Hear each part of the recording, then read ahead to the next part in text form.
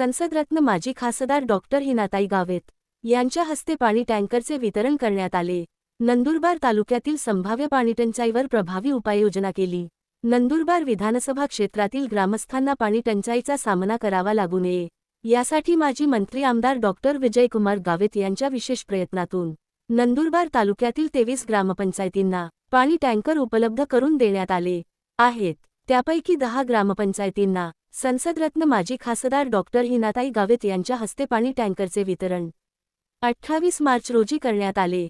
या प्रसंगी माजी मंत्री आमदार डॉक्टर विजयकुमार गावित यांनी व्हिडिओ कॉलद्वारे टँकरची पाहणी केली, तसेच ग्रामस्थांना शुभेच्छाही दिल्या। दरम्यान डॉक्टर हिनाताई गावित यांनी संबोधित करताना सांगितले की पाणी टंचाई निर्माण होऊ नये यासाठी शासन प्रशासन स्तरावर आपण सातत्याने प्रयत्नशील राहून पाठपुरावा करीत राहणार आहे। नंदुरबार विधानसभा क्षेत्रातील बलवंडहोळ तर्फे रनाळे, वैंदाणे, आसाने, मांजरे, रजाळे, खोंडामळी, कोळदा, शनिमांडळ या गावांना पाण्याचे टँकर वितरित करण्यात आले।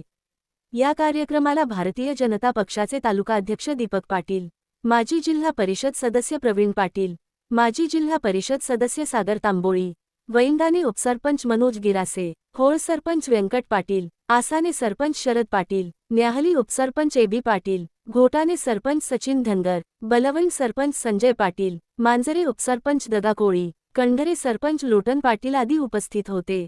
सातपुडा मिरर न्यूज नेटवर्कचे YouTube channel subscribe, like, share, comment करा। बातमी व जाहिरात साठी संपर्क 9423497275।